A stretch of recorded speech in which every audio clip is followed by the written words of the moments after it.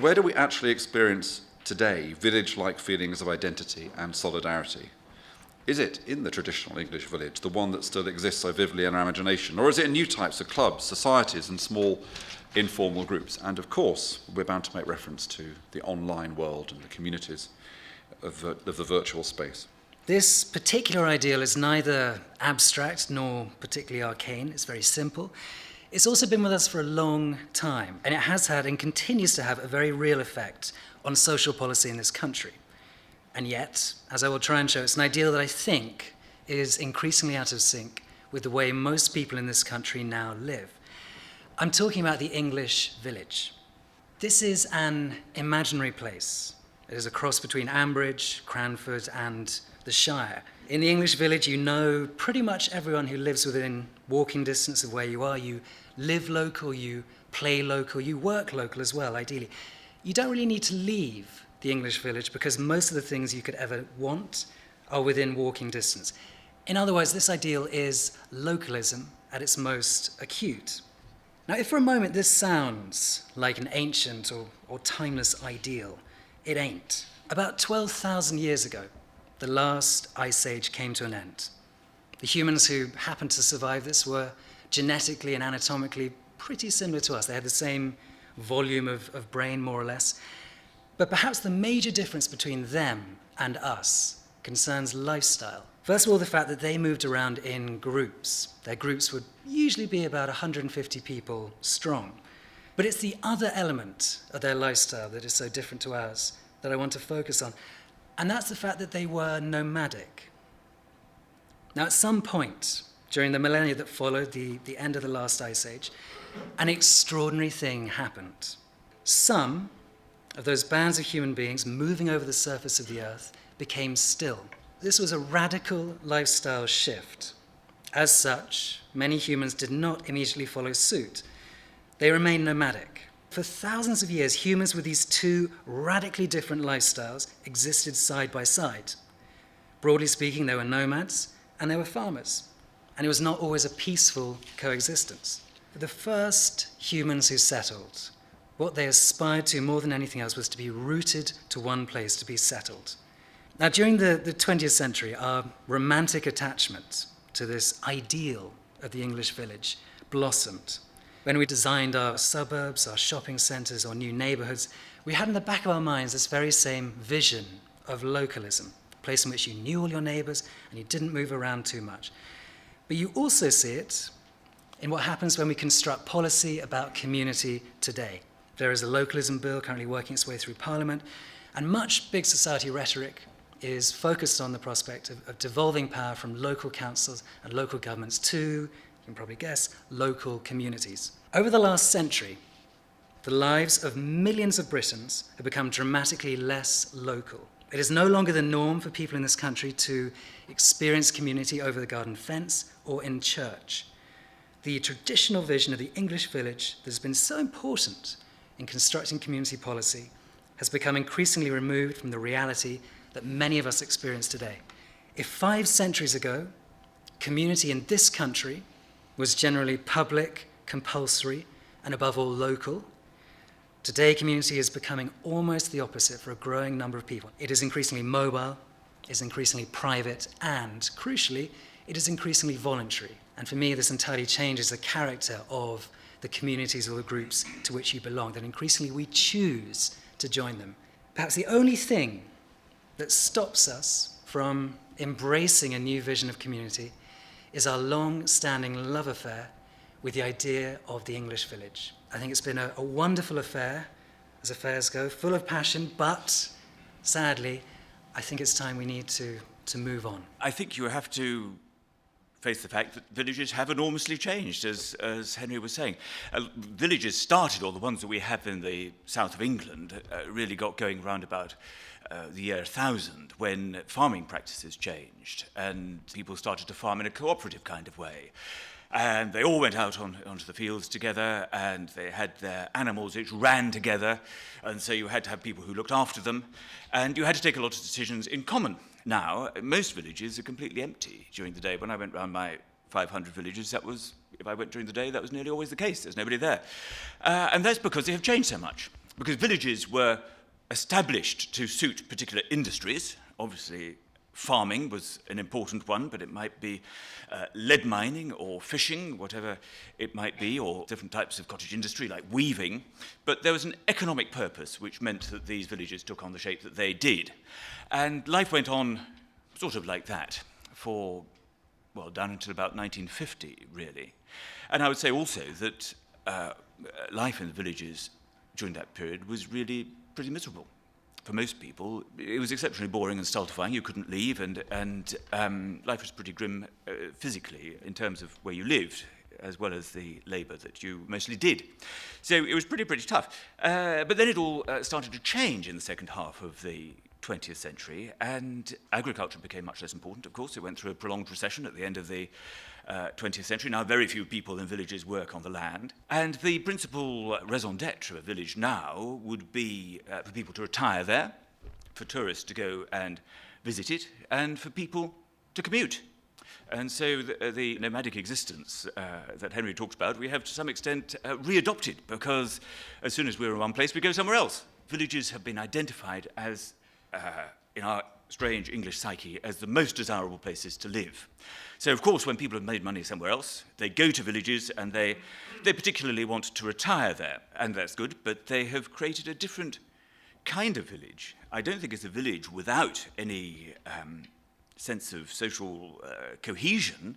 There's much more one class, and is much more one age group, largely, in some of the prettiest villages. And I think it is a problem that we travel around so much when we commute. If we are in one place all the time, then we do get to know people, and we do get to use shops and services, and so there's the reason for them to exist. So I think that the problems that we have now in villages are, we should remember, often those of affluence, but I also deeply believe that villages are a good size for many of the community things that we all now, including David Cameron, seem to want to strive towards to flourish. I can think of at least 4 arguments that people make for the importance of small groups in society. So there's a well-being argument, that people are just kind of happier when they're sociable. There's a pluralism argument, a kind of the idea that we need in society lots of little groups. It disperses power across society. Thirdly, you develop social habits in these groups. That's how you learn citizenship in these kind of social interactions. And then fourthly, they just make things happen. You know, things that you couldn't do on your own, you can do in a group. Now, I'm kind of interested in both of you. Is that the list you would have? Do you think one of those is particularly compelling? Would you add, Henry? Yeah, I certainly would. I mean, the most obvious one I'd add is if you have a particular interest, a particular concern, that a group allows you to do that better. The social element of these groups, I think, is incredibly important, and you have touched upon that in the well-being. But when it comes to well-being, I mean, let's break that down. Exactly what is the well-being that you get from belonging to a group? And I'd argue that's beyond just the fellowship, the camaraderie that you might feel from belonging to this group. There's also the sense of identity, which you may get. The size of the group is important. If the group is too small, everybody knows each other, but there's not a sufficient gene pool of talent to make things happen. If the group is too big, there's a gene pool, but people don't know each other, and so they don't feel so committed. But I think that people do feel more comfortable in small groups. I think they feel safer. I think that there's an obvious sociability, and I think those arguments are strong. In a way, implicitly, in the celebration of small groups, it's an attack upon large organisations and bureaucracy. And I can feel already an emerging backlash. I think in about 2 or 3 years' time, someone will write a book called In Defence of Bureaucracy. And they will say, what we need is big organisations and rules and systems, because that's how things will be fair. I think it would be a dystopia to have the country run by small, self-elected groups. That would be a nightmare. The point is, these groups can be exclusive. They can have a sense of who is within their membership and who is without. I don't think that's a bad thing. I think it is a bad thing if you assume that these groups can run the country. If a group is made up of a closed circle of members, it is going to be dominated by something called bonded social capital.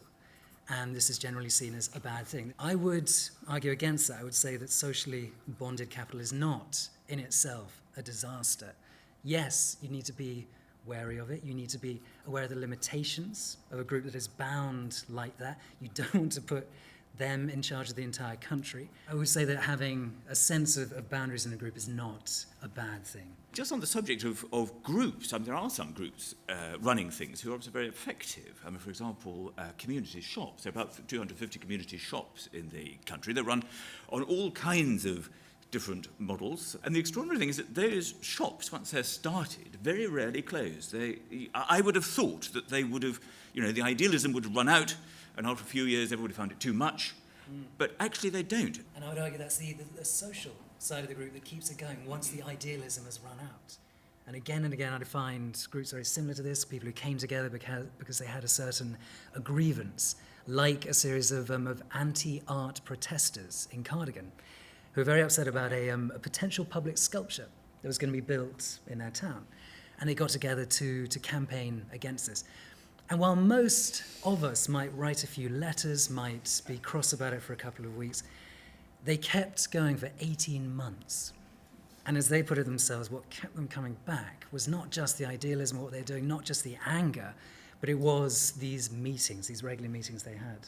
All these things, I mean, the perceived threat to the community often is what draws it together. Which brings me to my final question. I'm kind of interested in what do you see as being the success, and in particular, I want to ask you about this, the homogeneity of these groups. This is something both of you have mentioned. How big a problem is it that these groups, the groups that are emerging, are of people of similar class and various other things? Where's heterogeneity in this new landscape of small groups? There are lots and lots of, there's a very strong tradition of associational activity beyond the middle class. But what I'd also say is if you have a shared interest, that can often blind you or just sort of allow class, age, gender, and so on to be put to one side. So I think groups do actually have a really important role in that sense, in terms of bringing people together in terms of heterogeneity. In groups, in the success of groups, how important is the pivotal figure in the group? Hugely. A Macca is someone who has quite a thick skin, is able to say, we as the group decided we should do this last week, so we should probably do this.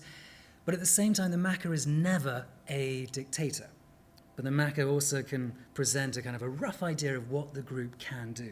And this, I think, in all of the groups that last and that really prosper, you have someone playing this Macca role. I think that there probably are organisers. I think that's probably true, and some people have enormous energy and commitment and are prepared to put just incredible amounts of time into organising things, which is fantastic. But on the subject of heterogeneity, I don't know whether you saw Love Thy Neighbour, which is the programme which came out at the weekend, which was about a village called Grassington in Yorkshire, absolutely wonderful, picture-perfect village, where the programme makers are giving away a cottage to the family which is voted on by the village. There are 12 families, and they all have to go and make their case, and the one who is approved by the village will be given the £300,000 cottage.